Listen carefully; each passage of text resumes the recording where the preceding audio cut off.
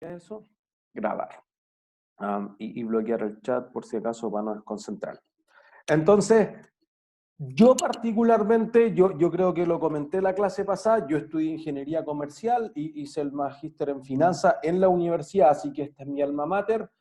Yo hago los cursos desde introducción a la contabilidad hasta finanzas, todo en pregrado, así que hago la mayor parte de la línea contable financiera y hago clase en el magíster de finanzas, en los programas ejecutivos, hice clase en la Chile también, en el MBA, en el área de finanzas corporativas, y en mi experiencia profesional, en mis consultorías, tengo un par de consultoras, mi asesoría a la empresa, créanme que lo que más tiene valor es la contabilidad.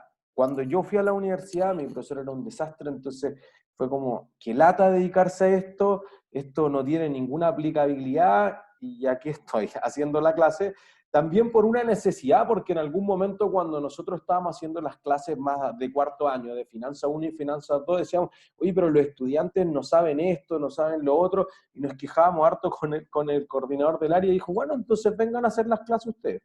Y aquí estamos.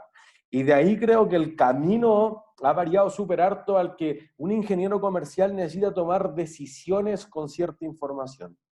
Entonces, hay ciertas razones que motivan a entregar la contabilidad de una forma súper distinta para un ingeniero comercial que para lo que hace un contador, por ejemplo. Por eso que una parte significativa, al menos en el siguiente curso, en Contabilidad 2, son solamente ingenieros comerciales egresados de nuestra universidad haciendo contabilidad para ingenieros comerciales. Y en esta parte también una parte significativa de los profesores de introducción a la contabilidad van en esa línea, y perciben esto como otra forma, no como la contabilidad tradicional. Entonces, lo que yo me pregunté la primera vez fue algo de este orden. ¿Por qué la contabilidad? ¿Por qué debería incluir quién fue el loco que se le ocurrió poner este curso que quizás no tiene nada que ver? Si ustedes tienen un emprendimiento, contrato a alguien que me entregue una cuestión y chao, yo no me meto en eso, yo tengo que ver otras cosas. ¿Por qué creen ustedes que ustedes debiesen estudiar contabilidad o qué esperan de ella? ¿Qué se imaginan que es? Acepto respuesta.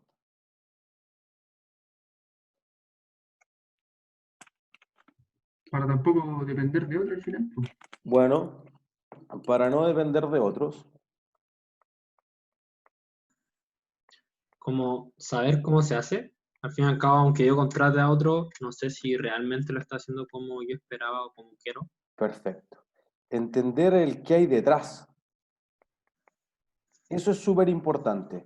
Entonces, ya después de haber hecho, no sé, los 5 o 6 secciones de la primera clase, no estoy seguro en cuál la dije, pero por ejemplo, con el profesor Nasser de Viña del Mar, tenemos los dos consultoras de contabilidad y decimos, mira, pero realmente que haya hecho toda la contabilidad de una empresa, ¿la has hecho? No, nunca. Pero no nos contratan por eso. Nos contratan porque nosotros vamos a asesorar, por ejemplo, a los directores. En algún momento a mí me tocó asesorar a la Mutual de Seguridad, por ejemplo. La Mutual de Seguridad se preocupa de cubrir los accidentes laborales, de trayecto, que sean en el trabajo, etcétera, enfermedades profesionales, por ejemplo, un caso insignia era una empresa que se dedicaba a hacer explosiones para la minería, y obviamente explotó algo y una persona perdió, no perdió en realidad, pero se le cortaron los 5 dedos de una mano. Pero era el caso insignia de los directores, yo no le estoy diciendo del supervisor, de alguien de zona, sino los directores, los que están por encima de todos los gerentes de la empresa, que la Mutual envió un avión o un helicóptero de emergencia, recogieron los 5 dedos, tuvo 15 horas en cirugía y después obviamente muchos meses de tratamiento y recuperó todos los dedos.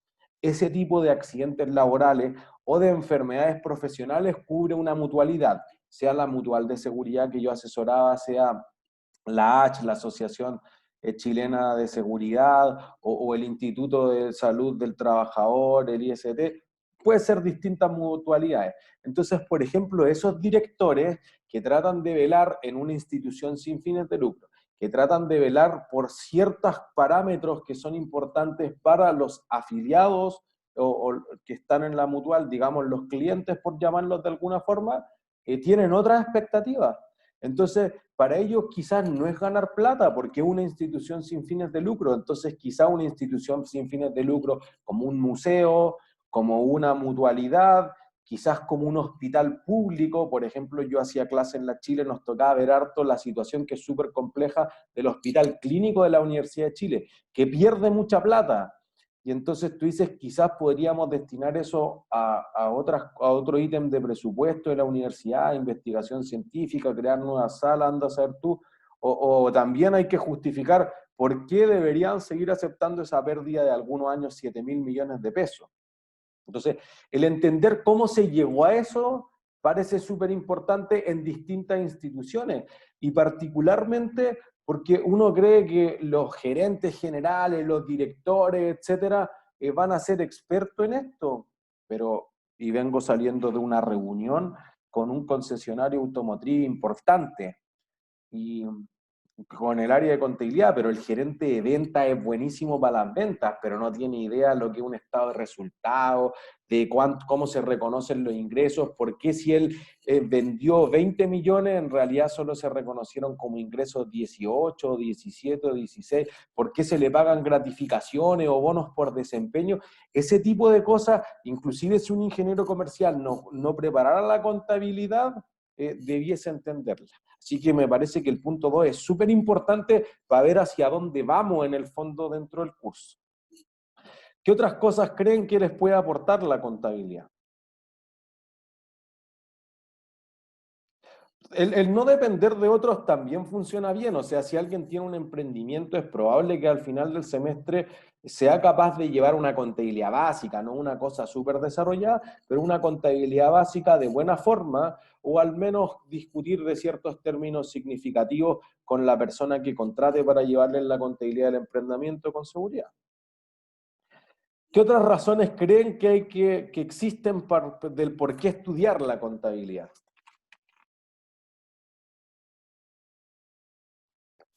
Para lograr tener una mayor organización dentro de presupuestos y precios de todo dentro de la empresa. Es cierto, organizar presupuesto, costo y tarificar, seguro que sí. O sea, y eso ya vislumbra hacia dónde va la contabilidad. Es una idea de organizar cierta información que puede estar dispersa en la empresa, que puede estar en distintas áreas. Entonces tú puedes ser un concesionario de auto que tiene un taller mecánico, pero uno desarrolla, el otro hace pintura, pero tú le tienes que instalar ciertos repuestos en garantía y te entrega un auto usado en parte de pago de un auto nuevo, y eso puede ser bien complejo. Pero tú quieres hacer negocio, entonces tú eres experto en saber cómo vender y venderle todas las mejoras para que te paguen más. Pero si eso costó mucho o poco, si le prometiste algo que era súper costoso, quizás no es tan evidente. Como que uno dice, si algo debe costar, pero ¿cuánto? No sé. Por ejemplo, tú tienes un área, digamos que ustedes son los encargados para que empecemos a entender más o menos cómo funcionan las empresas. Tú eres el encargado de repuesto de una empresa, de un concesionario automotriz. Y entonces tú dices, mira, yo vendo un auto para que alguien quiera comprar el auto de esta marca o en este concesionario versus otro. ¿Qué le ofrecerían ustedes ingenieros comerciales? ¿Cómo? ¿Podría repetir, por ¿Qué favor? incentivos le ofrecerían ustedes a mí, por ejemplo, para que yo compre en ustedes que son el concesionario X, y por qué no vaya a ir a comprar a otro concesionario? Garantía. Ya, facilidades de pago una, yo ofrezco un crédito que es más flexible, que la tasa de interés es más baja, que ustedes tienen que poner de su propio bolsillo menos pie, entonces yo financio, no sé si el 100%, pero el 90% de su auto, entonces así las personas con menores ahorros son capaces de o comprar un auto mejor o comprar el mismo auto colocando menos de su propio capital, tiene sentido, así que facilidades de pago. ¿Qué otras cosas ofrecerían ustedes? Muchas veces cuando uno va como a comprar algo, hacen la diferenciación con otra empresa o otra marca. Como literal para decirte así como no vaya a ir para allá porque aquí tenemos esto que no hace Eso. mejor. O porque miren, y esto es como básico de ingeniería comercial, de estrategia, tú puedes ser mejor en dos cosas. ¿En diferenciación o en qué otra cosa?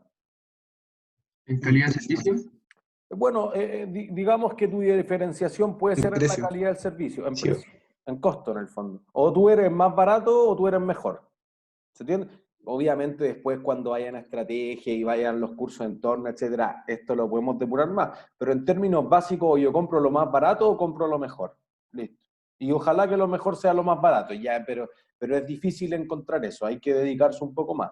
Entonces, claro, la diferenciación puede ser mejor en calidad, mejor trato del cliente, o sea, por ejemplo, cómo las personas eligen qué AFP le administran sus fondos de pensiones. Bueno, hay 3 parámetros. ¿Qué AFP querrían escoger ustedes cuando empiecen a trabajar? O si alguien ya emitió alguna boleta de honorario, entonces ya está cotizando en alguna. Pero, ¿qué le interesaría ver? No sé, la que sea más rentable. Ah, ya, como la mejor, digamos. Ya listo. O la que me cobre menos por administrar la plata. Idea del costo. O la que me entregue mayor información, que me llame, que me envíe videos de ver cómo subieron, porque yo no soy experto en finanzas, no entiendo por qué mi fondo subió o bajó, lo que es la locura que esté pasando con la pandemia en el mundo, puede ser algo significativo. Entonces, esos son los 3 parámetros que considera al menos la Superintendencia de Pensiones, y pensiones es una de mis áreas de investigación, que en el fondo dice, mira, o los que sean más rentables, o los que sean más baratos, o el que te entregue la mejor calidad de servicio. Pero si tú quieres la mejor calidad de servicio, tienes que contratar a harta gente, tienes que tener hartas sucursales, porque nosotros decimos, no, ya que me envíen un video por correo, que me hablen por un bot en su página, o en Facebook, o en Instagram, o en Twitter, o alguna otra cosa, pero si los que realmente quieren saber lo más importante sobre sus pensiones, ¿qué segmento de gente es? ¿O qué edad tienen las personas que quieren saber sobre sus pensiones? Que están cerca de jubilarse. Eso es. Entonces son abuelitos que en el fondo no les es tan innato ir y meterse, ya subió esto y un gráfico y poner un video. Entonces esas personas, ¿cómo quieren ser atendidas? Presencialmente. Y entonces tener una sucursal física es bastante más costoso que tener una sucursal digital. Y la FP han tenido esta discusión con la superintendencia. Le han dicho, mira, si es que yo voy a bajar la comisión que cobro por administrar la plata a la mitad, pero voy a cerrar toda la oficina física, voy a atender por Facebook a todos. No, no se puede.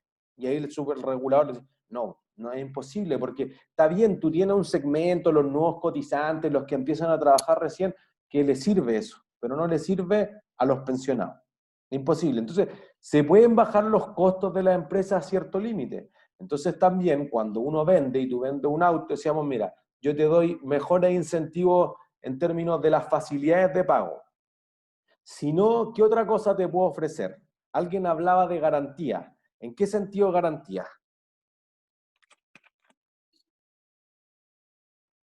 De tener la seguridad de que si no estaba muy satisfecho porque dijeron que, ¿cómo decirlo? Si algo sale mal o si, eso mismo, si no queda satisfecho porque tal vez le mintieron en algo, queda como con esa garantía de que le pueden dar alguna solución al tiro. Perfecto. Entonces, digamos que por ley, por ejemplo, el CERNAC te provee garantía por 3 meses de 3 cosas. Si no te gusta el producto, puedes pedir la devolución de la plata, puedes pedir el cambio y si viene malo, puedes solicitar la reparación sin costo alguno. Después de esos 90 días, la ley ya no te protege, pero eventualmente es decir, mira, ocupa el auto 2 años y si te llega a fallar en los 2 años, yo te lo arreglo. Entonces quizás no es una garantía, en el mínimo es una garantía extendida a veces llamada, pero tú dices, perfecto, entonces yo te vengo a hacer a los 6 meses, al año, te hago todas las mantenciones y la revisión técnica, y todo eso, ¿por qué te atrae a ti? Porque si no te lo pagara el concesionario que te vendió el auto, saldría de tu bolsillo. Entonces también hay un costo, que podría ser un costo, digamos, real, que sale de tu plata, y hay un costo de oportunidad. Yo dejé de hacer esto que valía X, ¿se entiende? Entonces, un desafío para la contabilidad es, por ejemplo, decir, ya, tú trajiste el auto en garantía porque me prometió, o sea, hay miles de incentivos más. Créanme, yo atiendo a un fabricante automotriz japonés bien grande que tiene 13 concesionarios. Entonces, algunos concesionarios te dicen, no, mira, yo te pago el permiso de circulación, te pago la patente, te lo lavo todos los meses, así. Las cosas más, digamos, más creativas que se le ocurran, se lo ofrecen, particularmente los concesionarios en regiones. O sea, mira, ¿en qué región creen que más o menos cada 4 o cada 5 años hay un segmento de los trabajadores que van y se compran así autos bien caros? ¿En qué Iquique, región ¿no? se imaginan? ¿Dónde? Iquique. En Iquique, es cierto, pero quizá hay una región más todavía que hace más eso todavía. Y está cerca de Iquique, pero uno más abajo. ¿Antofa? Antofagasta. ¿Por qué? ¿Por las mineras? Las mineras. Cada 4 o cada 5 años, ¿qué obtienen las mineras? No le dan las camionetas, ¿no? Pero ¿por qué les dan las...? Bueno, renuevan las Sí, camionetas. la renovan. Y eso es una buena idea. O sea, la empresa tiene una flota que obviamente le saca mucho rendimiento por el desierto, es por eso que hay que acoplarlas con barra antivuelco, refacción extra, etcétera, pero que después ya pueden estar hechas pebre para su efecto 4 o 5 años después, entonces se la devuelven al concesionario y la renuevan. Entonces te está pasando un auto usado por un auto nuevo. Y ahí hay algo que es un desafío para la contabilidad, porque yo te entrego esa camioneta y ¿cuánto vale? ¿Entiendes ya? Pues, yo te pago 5 millones y una camioneta. Chuta, ¿cuánto vale la camioneta?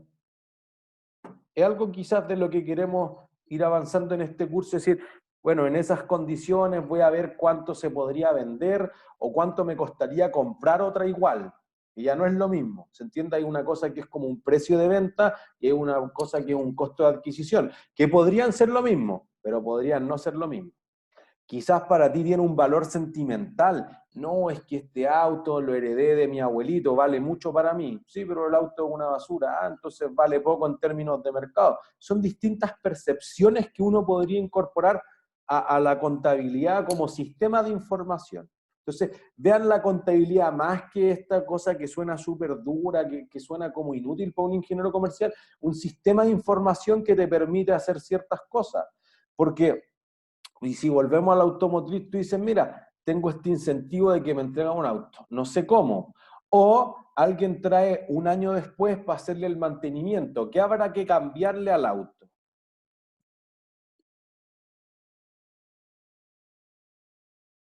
Después de un año. El aceite, ¿no? El aceite, listo. ¿Qué más?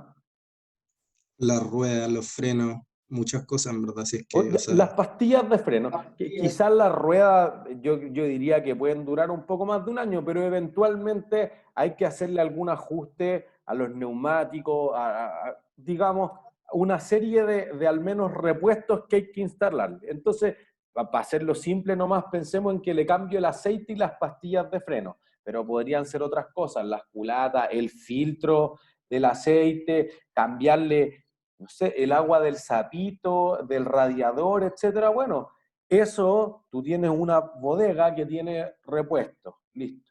Aquí viene tu problema. Yo se la compré al proveedor japonés en 10.000 pesos, el repuesto X. Yo la vendo al público en 20. Si viene alguien que dice, mira, estoy en garantía un año, entonces le hago esto gratis y ocupo estos repuestos. Lo voy a contabilizar, sea que sea lo que significa eso. Solo queremos como introducir la idea de los desafíos que tenemos. Eso me costó 10.000, que es lo que lo compró el proveedor japonés, o me costó 20.000, que es lo que lo podría haber vendido a otro cliente que viniera. 10 o 20, ¿qué creen?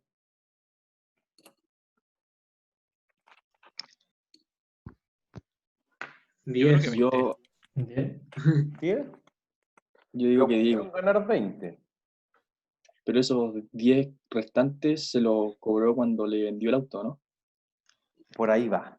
Súper buena idea. Cuando nosotros avancemos mucho más, digamos cerca de la semana 7 o la semana 8, vamos a hablar de reconocimiento de ingresos y ahí obviamente vamos a tener un poco más desarrollada la idea de si yo tengo un pasivo, un activo, un ingreso, cosas que vamos a ir definiendo con el tiempo. Vamos a decir, bueno, pero eso tú ya lo incluiste antes. O sea que tú ya me dijiste desde un principio si era 10 o si era 20. Pero fíjense que esto requiere del juicio. Porque si tú me dices que perdiste 20, o al revés, yo digo, ya, pues, el área de partes, ustedes son solamente gerentes del área de partes o de repuestos. Entonces ustedes se lo venden o se lo pasan al área de mecánico, de servicio. Listo, se lo pasan por 10 y ustedes lo compraron por 10, ¿cuánto ganaron? Si yo se lo transfiero a otro área por 10.000 pesos y a ustedes les costó 10.000, ¿cuánto ganaron? No. Nada. Entonces, yo soy el gerente general y tengo que decir, usted área de servicio, ganaron 0, no hay bono de fin de año para usted. ¿Es justo? No. No. Y por eso que la contabilidad para medir, por ejemplo, las utilidades o las pérdidas, o los flujos de caja, o la posición financiera, que también está parada la empresa para enfrentar la pandemia, por ejemplo, requiere de mucho juicio profesional. Por eso aquí no hay una receta de haga siempre esto, todas las veces no, porque a algunos les parece justo que sea 10, pero quizá a otros les parece justo que sea 20, porque si no el gerente de partes va a decir yo no le entrego nada al taller mecánico, que el taller mecánico vaya a 10 de julio y compre todas las partes afuera, porque ahí al taller mecánico no le va a costar 10, le va a costar 20. Y yo se la vendo al mismo taller de 10 de julio, pero somos de la misma empresa, trabajamos en divisiones distintas, bueno, quizá ustedes, gerentes generales, quieren evitar ese conflicto interno, pero se puede dar. ¿Se entiende? Entonces, el cómo se está contabilizando esto quizás debiera ser súper claro para medir ciertas cosas. Entonces, mira, yo presupuesté que fuese esto, medíamos estos costos y generar una tarificación. Es decir, el pricing o la fijación de precio, mira, nosotros vamos a vendértelo al costo más X margen, que es lo que ganamos habitualmente y que es equivalente a lo que a ti te costaría ir a comprarlo afuera. Perfecto. O te lo vendemos a algo que tenga que ver, por ejemplo, con lo que tenemos que pagar impuestos. Entonces, si son empresas distintas dentro de una mismo holding, digamos, algunas pagan más impuestos, menos impuestos porque están en otros países, etcétera, eso podría ser una diferencia importante. ¿Sí? Entonces, me parece que estas son ideas súper importantes de por qué un ingeniero comercial debería utilizar la contabilidad. Me parece que la medición del desempeño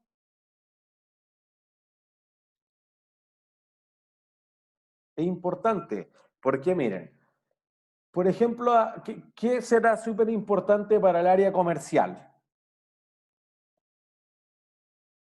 ¿Sí? O sea, miren, voy a rayar aquí que la empresa tiene distintas áreas. También lo que decíamos el lunes, que aquí una parte importante de este curso, más que entender contabilidad, es entender cómo funciona la empresa.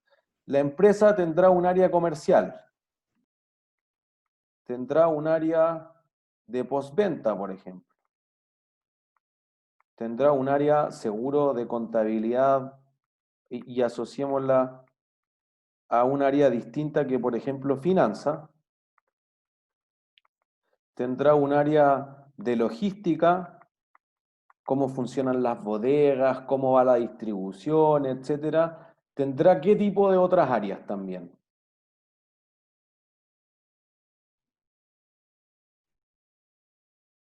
¿Qué creen ustedes?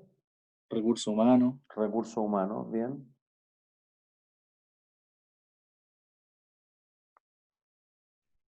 ¿Sí?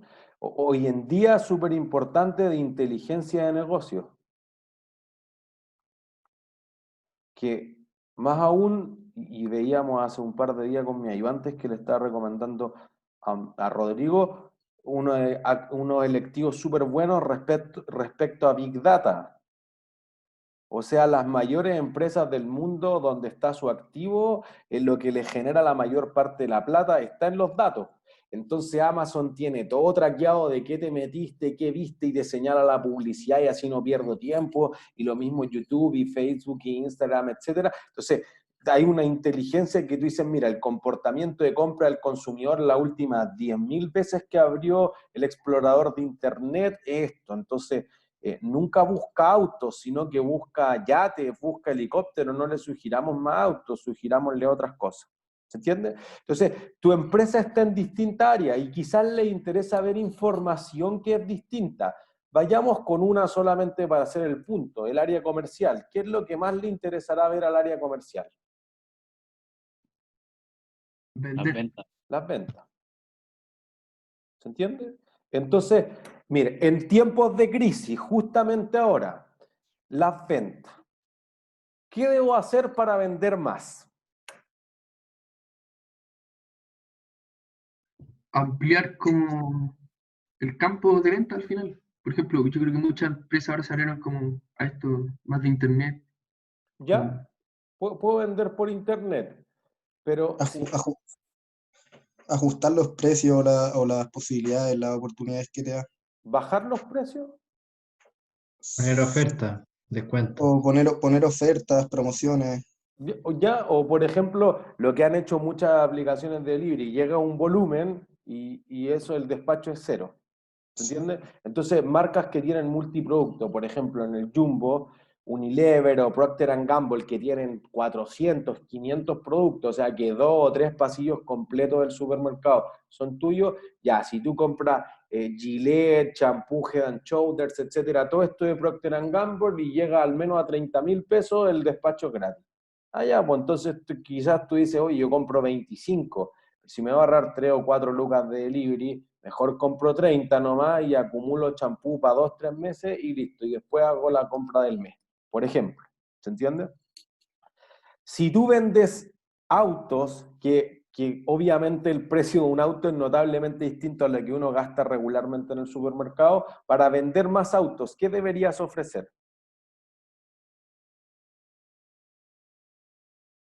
La garantía, ¿no? Ya más garantías, pero ahora... ¿qué es lo que le falta? Crédito. ¿O no? No, crédito. ¿Se entiende? A las personas le falta caja ahora, o al menos tienen súper harta incertidumbre de qué va a ocurrir en el futuro con sus trabajos, con su ahorro, etcétera. Entonces, y esto ha pasado, esto es un dato real. Ahora la ley se aprobó del 10% para retirarlo. Se supone que si uno retirara el 10% de sus fondos de pensiones, los debiese utilizar ¿en qué cosa? Pagar deudas. Pagar deudas que tengan las personas o las personas que han visto disminuir su ingreso, digamos que es tan cesante, ¿en qué deberían ocupar ese 10%? En el Inversión. día a día. En el insumo básico, o sea, lo que necesiten comprar de la farmacia, para alimentar a la familia, para pagar la luz, el agua, ciertas cosas que son más bien básicas. Bueno, pero hay un segmento que no ha disminuido sus ingresos, pero que puede retirar su 10%, y créanme que lo ocupa en comprar autos, que obviamente entenderán que no es una necesidad básica en este momento. Bueno, ¿cómo atraigo a alguien que su tope del 10% era 4 o 5 millones, digamos, para hacer una cifra redonda, pero está comprando un auto que vale 15? Le ofrezco crédito. ¿Se entiende? Y por ejemplo, cuando yo decía en Antofagasta, cuando pasa eso, no es solamente con las mineras, es que cada 4 o cada 5 años el sindicato tiene una negociación y se van a paro. Y para que se acabe el paro rápido, porque la empresa pierde mucha plata al día, ¿qué ofrece la empresa? Bonos por término de conflicto. Tal cual. Y ese bono puede ser 20 millones de pesos, 22 de los más grandes que han recibido por trabajador. O sea, me acuerdo que un compañero mío de la universidad entró a trabajar en una minera en enero y empezó la negociación colectiva en marzo. O sea, o quizás fue menos de un mes, todavía no le pagaban su sueldo y que tenía 20 millones de pesos en la cuenta. Porque todos los que estuvieran sindicalizados tenían el bono por término de conflicto. ¿En qué ocupo eso? En comprar autos. Entonces, por ejemplo, las empresas han dicho ya, pues ¿cuándo es la negociación colectiva? En agosto del próximo año. Bueno, ya estamos en agosto, digamos en diciembre. Ya te vendo un auto ahora y tú págame con el bono en el futuro. Ya, ¿de cuánto te vendo el auto? Porque no estoy seguro cuánto va a ser el bono. No, mira, más o menos en promedio han otorgado 15 millones de pesos. Ya te vendo un auto de 15. Pero ¿y qué pasa si no hay bono? O si el bono es notablemente menos, es 10, o alguien hizo eso en diciembre del año pasado, o antes del estallido social, y después con el estallido social, con la pandemia en marzo, ya no fue exactamente el mismo bono. Entonces, mucho de ofrecer crédito puede decir que ya, pues tú me debís, pero no me dieron bono, ¿qué querés que te haga? No, no te puedo entregar. Entonces, había quedado una cuenta por cobrar que ahora se vuelve incobrable. Y ahí tengo un problema en la medición del desempeño. Pero tú vendiste el auto, sí, pero ¿cobraste la plata de la venta? No. Y ahí empezamos, ¿y eso será una venta o no? Y entonces, en esa medición del desempeño también, alineación de los incentivos. O sea, si yo quiero que un vendedor venda más, ¿qué le debo ofrecer? Incentivo. ¿Qué tipo de incentivo? Más bono. Ya, Una parte de lo comisiones vendido. por venta, esas Porcentaje. comisiones por venta, un Sí. porcentaje, y que puede ser, por ejemplo, en la industria automotriz, tú dices, ya, si ustedes llegan a vender tantas unidades, esto le ofrece el fabricante de los autos, yo le doy un incentivo. Y muchas veces, particularmente ahora que la crisis económica está bien dura, algunas empresas venden a pérdida el producto, pero ganan plata cuando te transfiero 50 millones de pesos en incentivo. Ahí puede haber una diferencia. O por último, tú dices, oye, mira, me da lo mismo perder plata este mes, el próximo mes, pero no quiero despedir a los trabajadores. Entonces voy a vender a pérdida, pero voy a hacer caja para poder pagar los sueldos. Cosas que le están pasando a los restaurantes, a la empresa del turismo particularmente.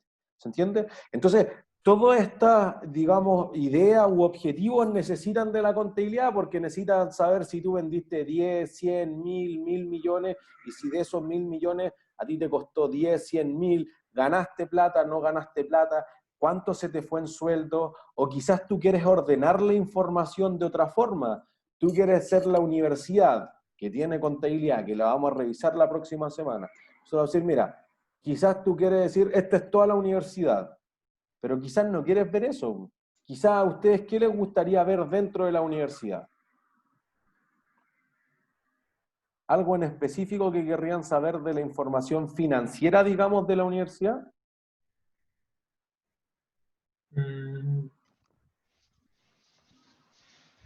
Al Ministerio de Educación le interesa ver si ganan plata desproporcionadamente o no, dado que en general las universidades son instituciones sin fines de lucro para efectos de la ley. Tú querrías decir, oye, si la universidad ganara 800.000 millones de pesos, parece grosero. Pero, y una pregunta súper válida que vamos a tratar de responder el próximo año es, ¿la universidad debería ganar algo de plata?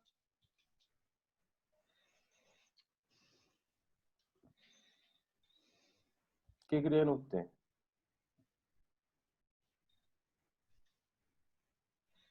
¿Sí? ¿No? O sea, pero ganar plata ¿para qué? ¿Para que se la queden los dueños de la U? Bueno, eso sería ilegal.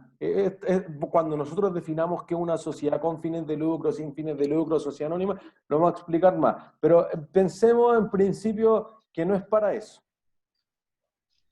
Podría ganarlo para otra cosa, digamos. ¿Para qué ganaría plata en la universidad?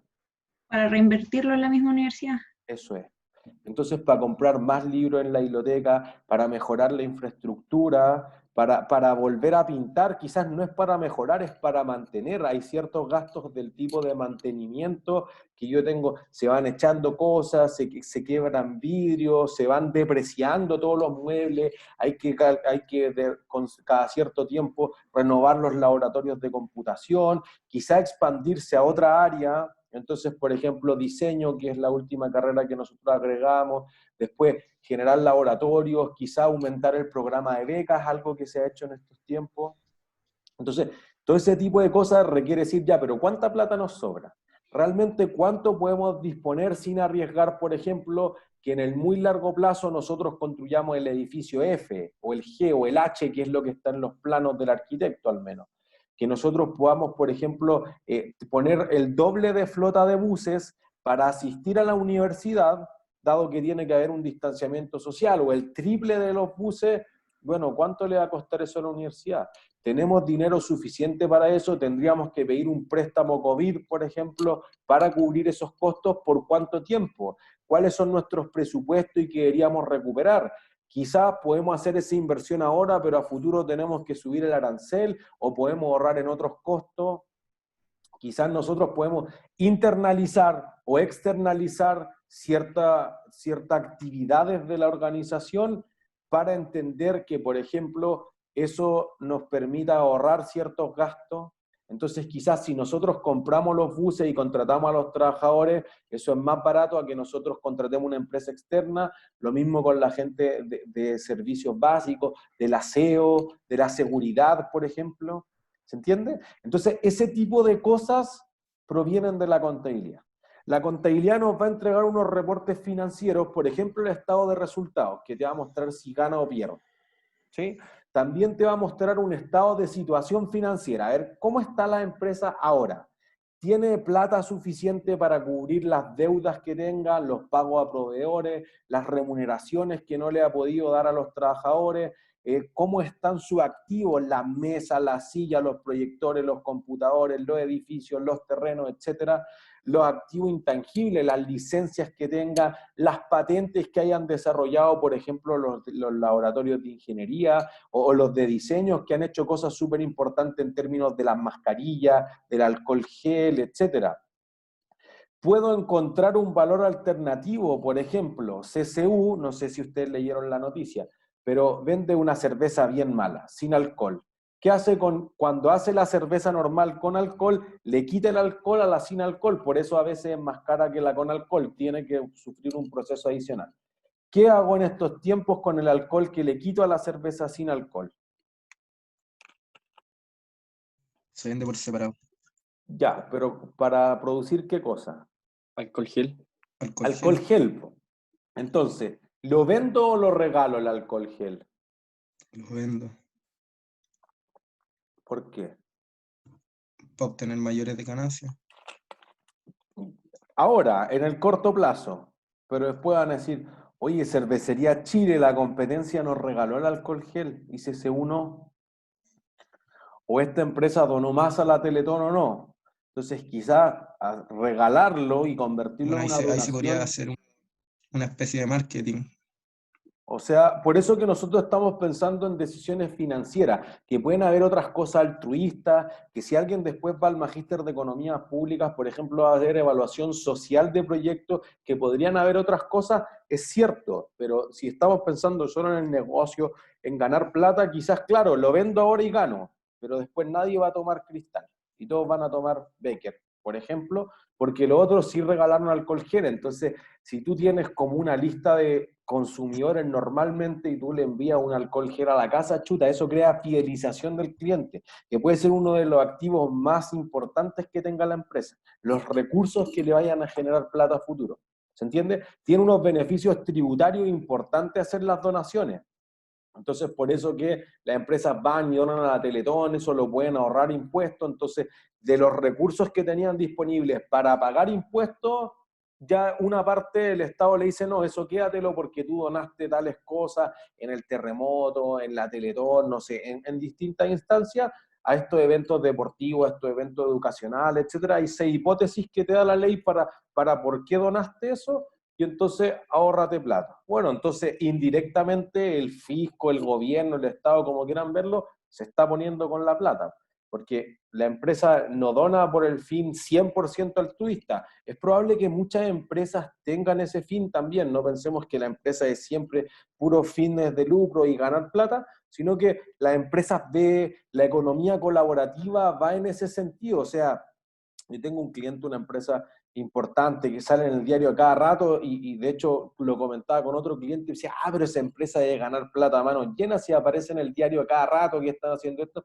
No, pierde $1 millón al año. ¿Por qué? ¿Cómo sobrevive? Bueno, porque hay fondos que le van aportando, porque en realidad permite reciclar, permite reducir la huella de carbono, otros fines que quizás hace 20 o hace 30 años no pensaban las empresas. ¿Se entiende? Porque tiene igualdad en el directorio, o sea, existen muchos estudios en Estados Unidos particularmente, que las mujeres gerentas generales son mucho mejor por todas razones. ¿Se entiende? Y las empresas del Fortune 500, de las 500 empresas como más grandes de Estados Unidos, que tienen gerentas generales mujeres, la CEO, son mucho más rentables en la bolsa, o sea, sus accionistas por cada dólar invertido reciben mucha más compensación de vuelta que los que tienen gerentes generales hombres. Pero igual siguen siendo las menos. Entonces, tonto, tú deberías invertir solamente en acciones que tengan gerentas generales mujeres. ¿Se entiende? Bueno, ese tipo de cosas, cómo sé cuánto invirtió, cuánto renta, etcétera, se ven en los estados financieros. ¿Se entiende? Y de ahí vamos a entender que si legalmente una sociedad anónima, una limitada, una sociedad por acciones, o los que tengan emprendimiento y partieron hace poco, quizá hicieron una empresa individual de responsabilidad limitada, una EIRL, que cuando ya tengan socios van a ser una sociedad por acciones, todas cosas que vamos a ir desgranando mucho más en las próximas clases. ¿Sí? ¿Dudas hasta ahí?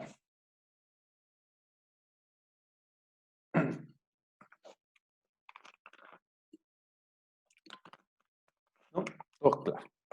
Entonces, mire, la contabilidad tiene un resultado. Hay un fin claro de la contabilidad, que lo que nos va a presentar finalmente esta contabilidad son reportes financieros o estados financieros. Los estados financieros tratan de ver muchas de las cosas que ustedes plantearon. Algunos querrán ver cuánto fueron las ganancias o pérdidas de la empresa, tenemos un estado de resultados. Algunos quieren ver cómo está parado frente a la crisis actual, está tambaleando o no. LATAM Airlines, por ejemplo. Hoy está al borde de la quiebra y parece ser una empresa clave de la economía, o al menos eso se rumora, y el gobierno tendrá que salir a salvarla o no. ¿Por qué? Bueno, veamos cómo está su situación financiera. Es algo distinto a ver las ganancias o las pérdidas que ha tenido, por ejemplo, el primer semestre. Mira, eso se ve súper bonito, pero es teoría. Muéstrame cuánta caja tiene. Que eso es lo que paga las cuentas al final de mes. Estado de flujos de efectivo. No, mira, yo tengo que responderle a los dueños de la empresa. Entonces los socios vienen y me preguntan cómo está su patrimonio. Que ellos en el fondo me pagan a mí por administrar muy bien su patrimonio. Estado de cambio en el patrimonio. Tenemos estados financieros. No, mira, yo tengo unos ahorros, los quiero invertir, pero no sé si Ripley es mejor, si Falabella es mejor, si París es mejor, si Zara es mejor, si Louis Vuitton es mejor, y quiero compararlo. Ah, ya, pero mira, una está en Francia, otra está en España, otras son chilenas, o el puerto de Liverpool en México, no sé.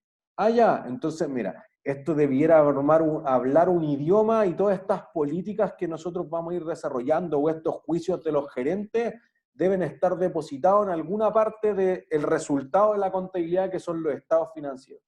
Nota a los estados financieros. ¿Sí? Lo vamos a depurar mucho más en detalle, ya vamos a utilizar las láminas en la próxima clase, etcétera, pero existen esos reportes, están disponibles para muchas empresas, y cada uno de los usuarios de la contabilidad puede utilizarlos de distintas formas. Porque algunos estarán mirando las ventas, otros querrán ver si está el inventario o no, si te lo robaron, si están vencidos esos inventarios. ¿Se entiende? Entonces, podría estar mirando otros indicadores, otras partidas, otros nombres de cuentas que miden desempeños distintos dependiendo en la gerencia o en el área que uno trabaje, en una división, etc. ¿Sí? Entonces, por ejemplo, yo voy a ir directamente a internet para entender que mucho de lo que nosotros vamos a trabajar en este curso es información que está públicamente disponible. Es cierto que uno querría ver quizás más las pymes, más una cosa acotada, no estas mega empresas, pero esas empresas no tienen información públicamente disponible. Entonces, por ejemplo, yo me gusta generalmente Cencosud. Y voy a escribirlo para que vean que no es una cosa que nosotros conseguimos, un archivo que es irreplicable, etc. Y entonces hay una página relacionada a los estados financieros de Cencosud. Primero, ¿qué negocios tiene Cencosud?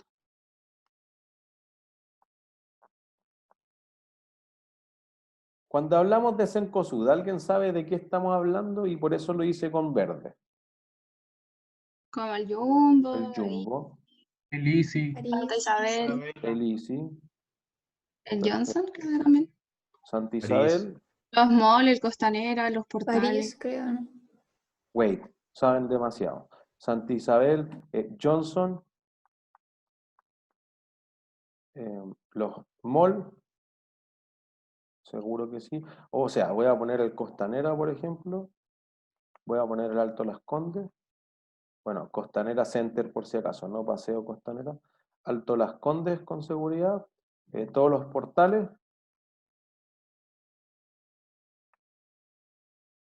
¿Ya? ¿Alguien dijo algo más?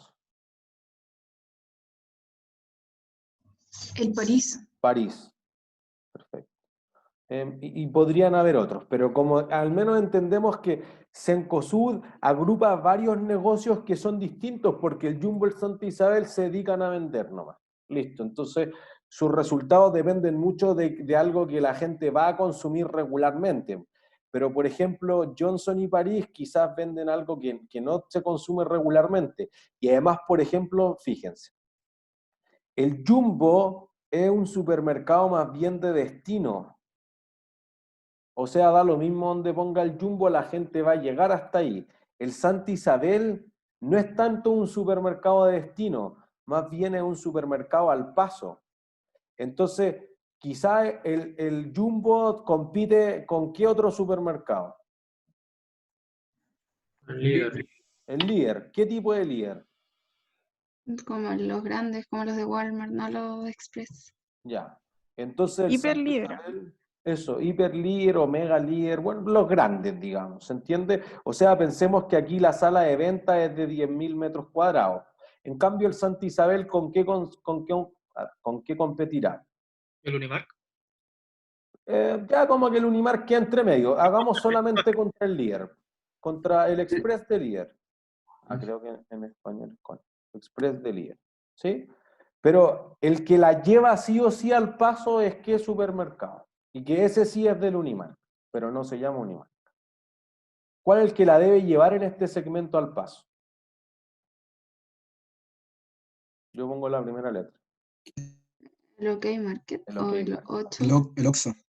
Bueno, el Oxxo ahora le está yendo muy bien porque en México son gigantes el Oxxo. ¿Se entiende? Pero alguien dice, oye, pero es que un Santa Isabel es como 30 veces un Oxxo. Está bien, pues, pero quizás el negocio no es hacerlo grande, es hacerlo chico. La rentabilidad por metro cuadrado del Oxxo es brutal.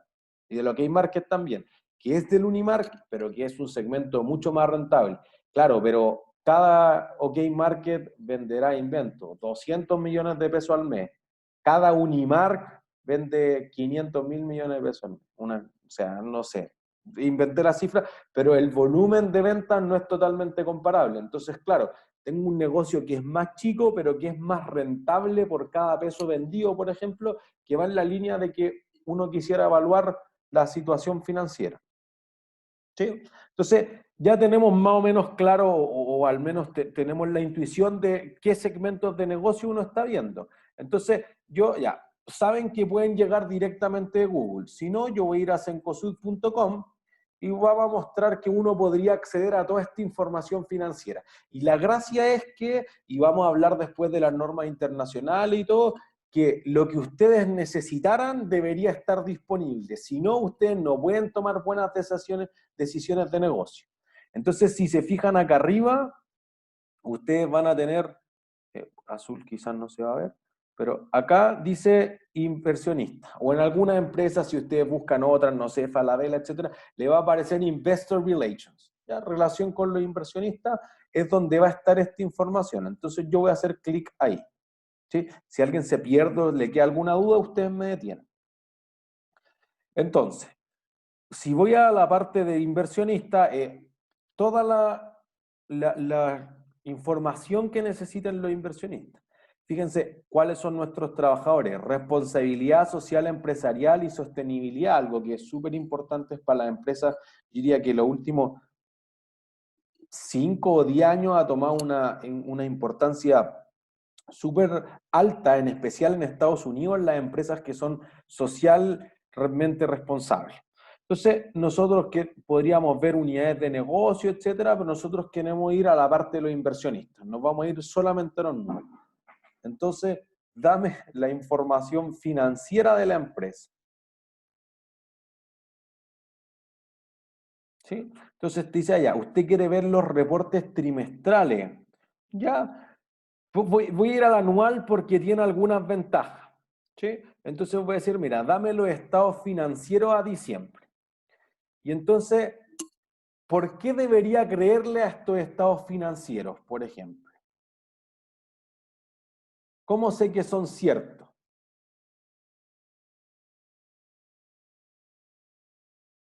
¿Alguien se imagina? Porque Alguien son podrá subidos por ver... la misma empresa, ¿Qué cosa? porque son subidos por la misma empresa, ¿no? Y por eso debería creerle. Yo creo que se fiscaliza todo eso, pues, ¿no? Ah, por ahí Es que debería ir. Porque en el fondo yo le digo, oye, ¿qué nota deberían igual sería sacar? medio ilegal mentir en la base de datos de la empresa. Debiese ser ilegal, pero me gustaría decir que no pasa, pero pasa. O sea, es como que yo le diga, oye, ¿qué nota deberían tener ustedes? Todos me van a decir un 7. ¿Entiendes? La Sí, no es. empresa, si pierde plata, no quiere mostrar que pierde plata.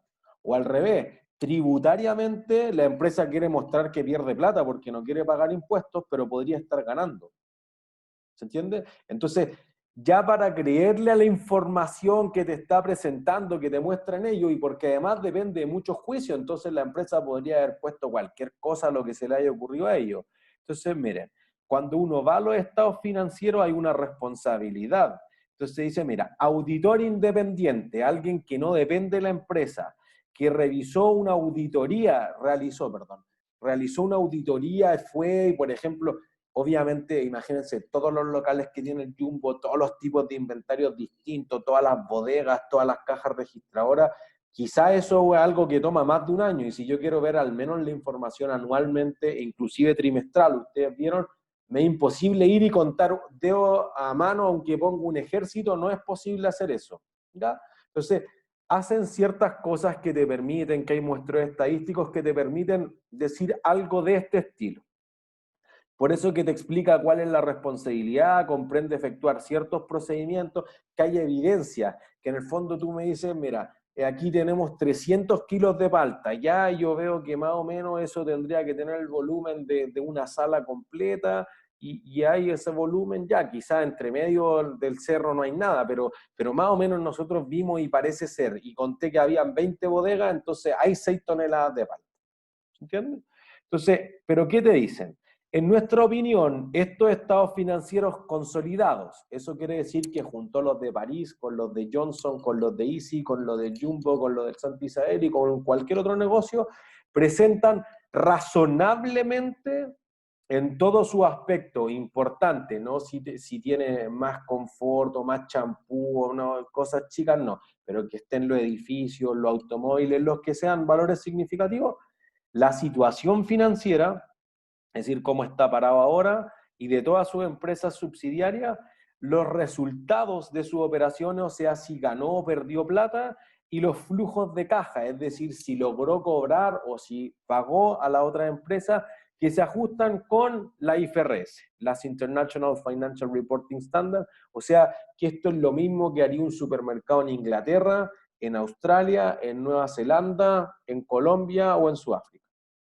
Profe, entonces en estos estados financieros siempre hay un margen de error. Siempre hay un margen de error. O sea, esto no es perfecto, hay cosas que son imposibles de obtener perfectamente porque requieren del juicio. Por ejemplo, yo les digo ya, hoy día es o el 31 de julio, estos están presentados el 31 de diciembre, por ejemplo. ¿Cuándo estarán hechas la mayor parte de las ventas del retail? Cerca de Navidad, De en Navidad. diciembre. Listo. Entonces, si a ustedes no les gustan los regalos de Navidad, ¿qué hacen?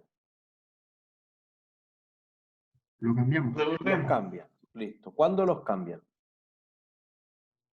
Después de Navidad. En enero. Como en enero. ¿Ven? Entonces, lo que yo presento como la posición financiera al 31 de diciembre, que digo, no, mira, se agotaron los jeans. Oye, a mí no me gustaron los jeans, yo quería un computador. Voy y lo cambio, va a cambiar porque eso va a ser en enero del 2020, que es un lapso, un periodo distinto a lo que fue el 2019. Entonces ahí uno dice, aquí necesito un juicio. ¿Cuántos de ustedes van a devolver los regalos de Navidad y cuántos no van a devolver los regalos de Navidad? ¿Se entiende? Por eso que esto puede cambiar, es imposible que sea perfecto. No hay una contabilidad en el mundo que sea perfecta y requiere que, si tú dices, mira, todos los años lo devuelve el 2% de las personas, un año no me diga lo va a devolver el 50%. Esos cambios en políticas contables tienen que dar unas explicaciones gigantescas. Si no, tú dices, mira, en la historia hemos visto, o lo que hace la competencia, o según esta encuesta al consumidor hemos preguntado de tal satisfacción del cliente y esperamos que esto sea tanto. Y si eso te parece razonable, aceptable, si tú dices, no, todos van a devolver los regalos, es una cosa tirada de las mechas, no se pondría en los estados financieros. Pero es cierto, no hay estados financieros perfectos, que en el fondo los estados financieros son el resultado de la contabilidad. ¿Se entiende? Entonces, por eso te dicen razonablemente. O sea, yo te digo, mira, hay 100, sí, podría haber 98, podría haber 99, podría haber 103, pero está en torno a 100. Pero, o sea, dentro de todo el análisis que es humanamente posible hacer, sé que no hay 10. Debe ser algo en torno a 100. Si no, ya un fraude contable, y nosotros vamos a ver el caso La Polar y todo, pero tratamos de entrar suave. ¿Sí? Entonces, eso es importante, que aparezca en esa nota. Entonces, miren, cosas que nosotros después podemos mirar con más detalle, por ejemplo, en Entel. Yo a mí lo que me gusta mirar particularmente aquí en la información financiera son las memorias anuales, es más bonita. De hecho, en el metacurso, que ya lo está poblando el ayudante coordinador que mostrábamos el lunes, vamos a tener la memoria anual. No se asusten, la vamos a ir digiriendo todo el semestre, pero esta memoria anual, la 2019, tiene 875 páginas. Pero es una razón. ¿Por qué será tan larga la memoria de Cencosud? ¿Por qué creen ustedes? Por todas las empresas que juntan, ¿no? Ahora sí. Eso es. ¿Se entiende? Entonces, algunos quieren ver solo Johnson. ¿O por qué está cerrando Johnson y los van a convertir en París Express? ¿O por qué Cencosud está cerrando la operación en Perú? Te dicen, oye, ¿es buena idea o es mala idea? ¿O debieron hacerlo hace años y entonces los gerentes son malos o son súper buenos? Uno no sabe. Entonces uno quiere decir, a ver, muéstrame cuánto ha sido la utilidad de los últimos 3 o 4 años de París en Perú solamente. Chuta, tengo que empezar a descremar negocios distintos en países distintos. Entonces, imagínense, ahí en la memoria se ve, pero para términos generales, ¿no? ¿En qué países operará Cencosud? Brasil, o sea, Brasil, Latinoamérica, ¿no? Colombia, Colombia, Perú, Perú, Chile, obviamente. ¿Qué más? Argentina. Argentina, 5 países. Y al menos dijimos, mira, Easy, el Jumbo más Santa Isabel, digamos, tenemos, tuvo el Banco París inclusive, pero París Johnson, los centros comerciales, otros negocios, o sea, digamos que al menos tengo 5 tipos de empresas en 5 países, 25 negocios que tengo que explicarte por qué creo que me van a pagar, cómo se comporta ese cliente, cuánta plata tengo en el Banco de Colombia, cuánto en el Banco de Brasil, cuántas tiendas tengo, cuánto vendo por metro cuadrado, cuántos trabajadores, cuántos son hombres, cuántos son mujeres. ¿Cómo me afecta, por ejemplo? Ya, yo tengo en 5 países. ¿En qué moneda preparo los estados financieros? En dólares, dólares. ¿Por qué? porque es la universal. Pero en ningún país de los que opero ocupan el dólar. Si ustedes me hubieran dicho Ecuador, quizás sí. Para inversionistas extranjeros, Pero en todos los países se ocupan distintas. Pero el dueño de Cencosud, ¿quién es? Polman, Horst Polman. Hoffman. Listo. Entonces, es chileno, o al menos vi en Chile hace muchos años. 65% de las acciones de la empresa es de él. Entonces, ¿a él qué le va a importar el dólar? Si, bueno, hay algunos inversionistas extranjeros con seguridad, pero a él le importa peso. Si va a comprar aquí en Chile, no va a comprar o va a gastarse su plata en Chile, no en el extranjero. Pero es posible y se puede presentar en dólares, están súper bien, en que quizás si tú tienes que, por ejemplo, presentar tu estado financiero en Estados Unidos, te van a decir que el peso chileno no existe esa cuestión. Chao, muéstrame dólares, eso es lo importante. Puede ser más universal y más confiable que lo hagan dólar en vez de en el peso nacional que tiene. Bueno, para las empresas que son reguladas por la Comisión del Mercado Financiero, o presentan en dólares estadounidenses o presentan en pesos. No pueden hacer nada distinto. Y algo que podemos debatir mucho más en detalle cuando vayamos llegando a ciertos tópicos, pero por ejemplo las constructoras, ¿en qué moneda funcionan las empresas que compran o construyen casas y después las venden? UF, En ¿no? UF. UF, po, y no pueden presentar en UF. Pero dicen, yo hago todo, mira, yo contrato a los trabajadores en UF, arriendo en UF, vendo en UF, todo lo hago en UF, pido préstamo en UF, sí, pero no puedo presentar. ¿Se entiende? Entonces ahí como que uno dice, ya te lo voy a presentar en lo que quiera, y en dólares, en pesos, pero la información es de menos calidad. Porque si ustedes son un inversionista que se dedica a real estate, digamos, a bienes inmobiliarios, le importa la UF. Entonces habla en otro idioma que no, chuta, yo hablo inglés, pero chino mandarín no. ¿Se entiende? Entonces eso podría disminuir la calidad de la información. Entonces, miren, una que a mí particularmente me gusta, porque nosotros vamos a ir utilizando en el curso la 2019, pero a mí me encanta la 2015 porque es como más gráfica, y con eso vamos a cerrar la clase de hoy. Entonces, si yo abro la 2015, te cuenta un poco al principio la historia de la empresa, cómo llegó a hacer esto, cuando partió con el primer supermercado en Temuco de Las Brisas, cómo se abrió a la bolsa para ir a buscar más inversionistas que pusieran lucas para poder construir más supermercados, centros de distribución, expandirse a otros países, construir el mall más, o al menos el edificio más alto de Sudamérica, que es la Torre del Costanera Center, etc. Entonces, te va contando un poco qué se ha hecho, por eso que a mí la 2015 me parece bien gráfica. Entonces ahí te aparece lo que espera Horst Polman de la empresa y eventualmente te dice, mira, ¿cómo partimos? En el 63 teníamos un pequeño supermercado a Las Brisas, después empecé a crear el Jumbo, particularmente Argentina fue harto, traje los primeros malls, después abrí los shopping centers al principio, en el Alto Las Condes en el 93, fuimos creciendo, absorbí a Home Depot, una empresa que es muy exitosa en Estados Unidos, que fue un desastre acá, compré el Santa Isabel, o sea, como ya no puedo desarrollar negocio, empecé a juntar.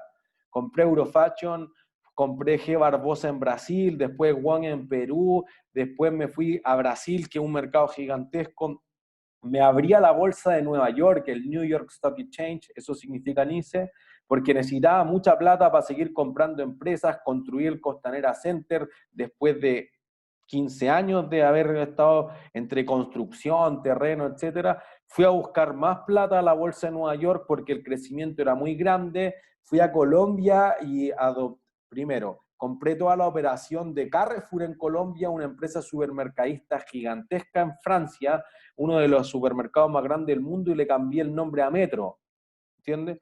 Y entonces, ya, después ¿qué hiciste? No, empecé a ver que vendía el Banco París, no servía tanto, entonces la parte que administraba las cuentas por cobrar, etcétera, la empezó a vender. Ya un poco entendemos el cómo llegó a ser la empresa que tiene el mayor volumen de ventas en todo Chile, por ejemplo, para entenderse, ¿sí? Entonces después uno dice, ya, pues, ¿qué me interesaría ver? Mira, aquí están los negocios, esta es la información al menos financiera. Entonces uno dice, mira, tenemos las ventas, consideremos los ingresos, después podemos refinar todo esto, y acá tenemos el EBITDA, créanme que es la utilidad, para hacerlo simple.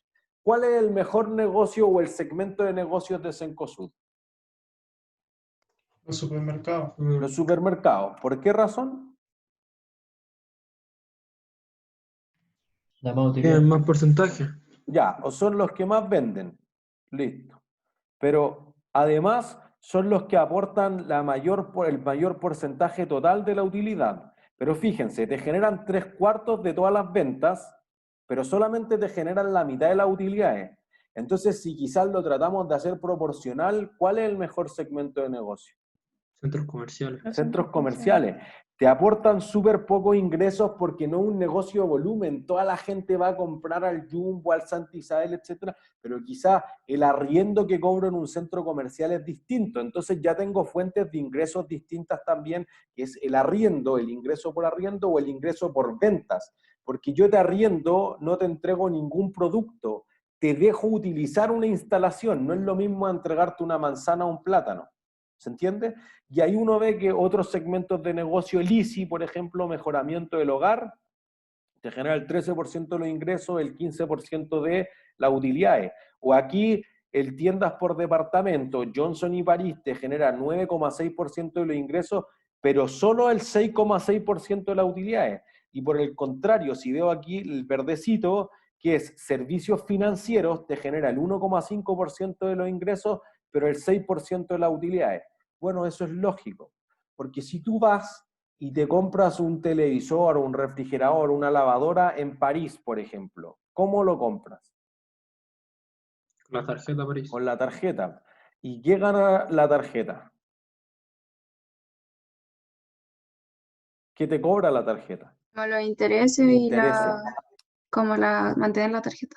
Eso es, y esa es la utilidad de servicios financieros. Entonces, si París no te vendiera refrigeradores, tú no ocuparías la tarjeta.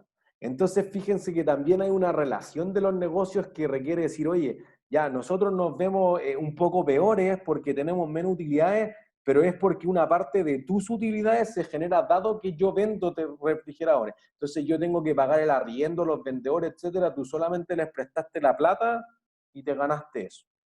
¿Se entiende? Y algo que vamos a discutir mucho más la próxima clase en detalle para cerrar. ¿Cuál creen que es el peor país en el que opera Cencosud? Al menos en el 2015. ¿Argentina? Argentina. Uno pensaría eso desde que Argentina, no sé, del Corralito, hace 18 años tiene el desastre.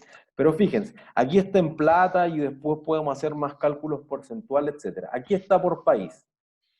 Y fíjense que ¿cuál es el peor país?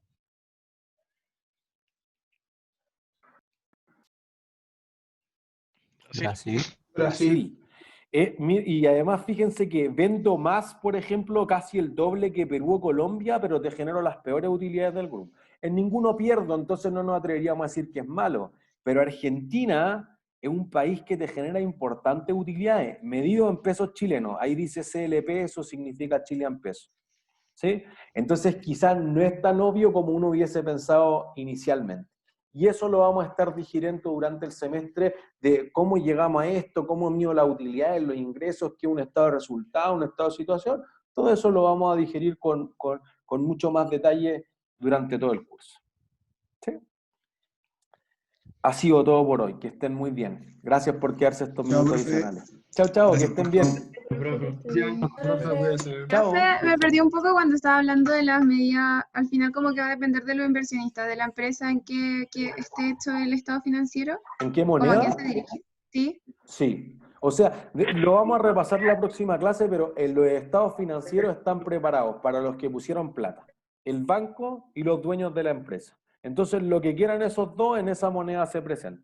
Si tu empresa está regulada como esta, solo puede elegir entre el dólar estadounidense y el peso chileno.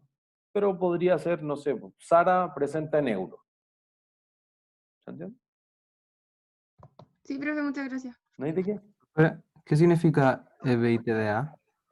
El EBITDA significa Earnings Before Interest, Taxes, Depreciation and Amortization. O sea, en el fondo, utilidad antes de intereses, impuestos, depreciación y amortización. Ya. Chao, profe. Chao, que estén bien. Chao. Chau, chau.